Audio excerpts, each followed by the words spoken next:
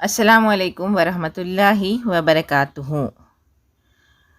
Income tax की तहसीब किस तरह की जाती है ये हम देखेंगे, और इसके लिए कौन सी मुख्तलिफ़ स्कीमात हमको दी गई हैं इस पर भी हम नज़र डालेंगे। तो चलिए देखते हैं। इनकम टैक्स की तहसीब आमदनी पर मुनहसर होती है, ये तो हमको पता है। इसलिए आमदनी के मुख्तलिफ़ ज़राए जानना ये हमारे लिए ज़रूरी है। तो आमदनी के 5 अहम ज़राए। नंबर 1, तनख्वाह से हासिल होने वाली आमदनी। कहीं हम जॉब करते हैं, वहाँ से हमको तनख्वाह मिलती है। अलग अलग किस्म की जॉब्स हो सकती हैं। नंबर 2, घर जायदाद से हासिल होने वाली आमदनी।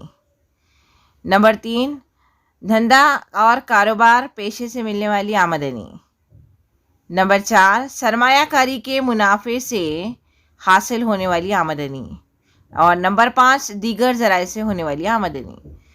तो देखिए, तनख्वाह, कहीं जॉब करते हैं हम, किसी भी किस्म की जॉब हो सकती है। और घर जायदाद, बहुत सारे लोग किराए से घर दिए हुए होते हैं या ज़मीनें ख़रीदी हुई होती हैं, बेचने के लिए प्लॉटिंग करते हैं। और उसके बाद धंधा और कारोबार यानी बिजनेसमैन, छोटे से छोटा बिज़नेस हो या बड़े से बड़ा बिज़नेस हो, आमदनी होती है। और उसके बाद सरमायाकारी है। मुख्तलिफ़ सरमायाकारी के पैसा इन्वेस्ट करने के बहुत सारे हमारे पास ज़राए मौजूद हैं, उसमें एक मुनाफा होता है, तो वह हमारी आमदनी है। इसके अलावा भी जो है तो आमदनी के दीगर ज़राए भी हैं। तनख्वाहदार अफराद का इनकम टैक्स महसूब करने के लिए कौन से अहम नुकात हैं, इस पर हम गौर करते हैं। तो देखिए, इनकम टैक्स महसूब करने के लिए कुल सालाना आमदनी का ख्याल किया जाता है। एक साल के ऊपर इनकम टैक्स लगाया जाता है। तो income tax act 80C, 80D और 80G वगैरह आर्टिकल के तहत कुल सालाना आमदनी में कटौती मिलती है। कटौती यानी सहूलत मिलती है हमको, कि वो फला ये चीज़ें हम लगाएंगे तो उसके लिए हमको सहूलत मिलेगी। इस मुस्तस्ना आमदनी को कम करने के बाद, यानी इस सहूलत को कम करने के बाद बकिया आमदनी जो हमारी बचती है वो काबिल टैक्स आमदनी कहलाती है, यानी जिस पर हमको टैक्स अदा करना है। इनकम टैक्स की तहसीब इसी आमदनी पर की जाती है। टैक्स की तहसीब के उसूल कभी कभी तब्दील किए जाते हैं। बराह रास्त टैक्स तहसीब करते वक्त ताज़ा तरीन उसूल का मालूम होना हमारे लिए निहायत ज़रूरी होता है। काबिल टैक्स आमदनी में मखसूस हद तक की रकम पर टैक्स तहसीब नहीं किया जाता है। इस रकम को काबिल टैक्स आमदनी की असल मुस्तस्ना आमदनी कहते हैं, यानी ऐसी आमदनी जिसमें जो है तो टैक्स अदा करना नहीं होता है। तो देखिए, कुछ पॉइंट्स दिए गए यहाँ पर।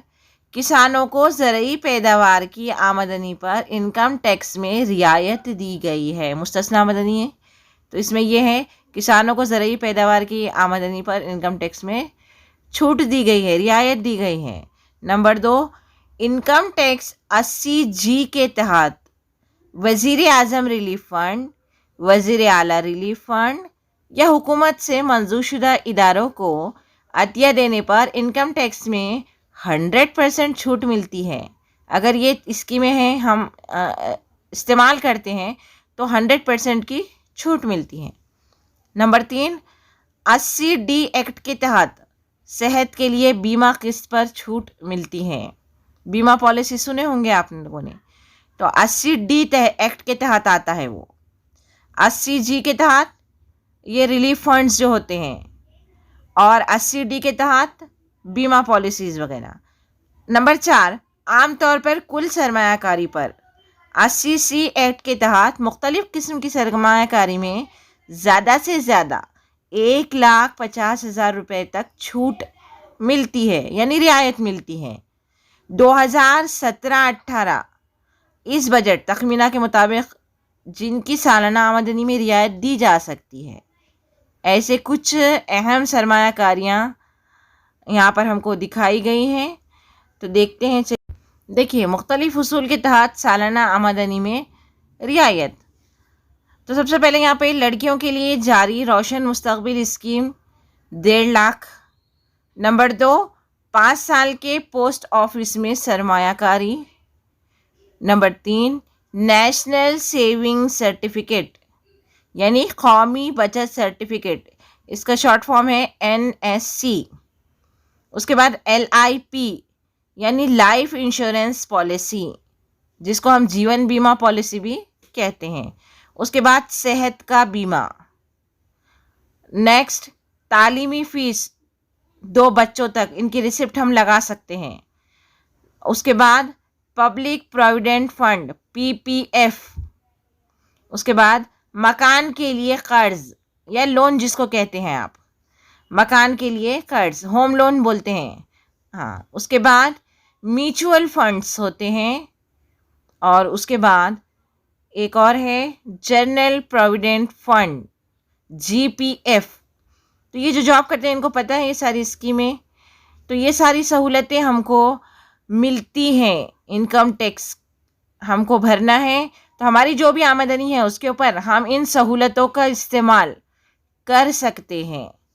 इन सहूलतों का इस्तेमाल करके हम हमारे जो है तो आमदनी को इनकम टैक्स से थोड़ा सा कम कर सकते हैं, मुस्तस्ना आमदनी, और बाकी की जो आमदनी होगी ये लगाने के बाद उसके ऊपर हमको इनकम टैक्स अदा करना होता है। देखिए, अदा करना भी है, लेकिन उसके लिए हमारे लिए सहूलतें भी फराहम की गई हैं। इनकम टैक्स अदा करना ये तो बहुत ज़रूरी है, और जो है तो उसमें हमारे लिए सहूलतें भी दी गई हैं। जज़ाकल्लाह खैरन कसीरा।